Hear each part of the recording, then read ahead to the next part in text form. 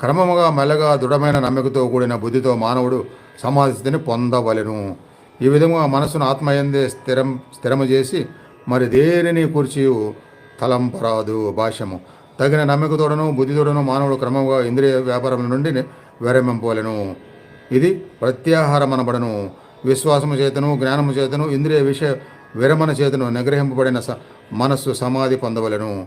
ఆ సమయమైన జీవితం యొక్క భౌతిక భావనలో ఆసక్తి కలిగి ఉండట ఆయన అపాయం ఉండనే ఉండదు. అలా జరిగిన తర్వాత ఇక అది ఉండదు. పైగా దాన్ని అలా ఉండటం అపాయం అని కూడా అంటున్నారు. ఆ అపాయం వల్లనే ఎంతోమంది సాధనని సంపూర్ణంగా చాలా కాలం చేయలేకపోతున్నారు. జీవితాలని అందుకే అపాయాల్లో కూడా పడవేసుకుంటున్నారు.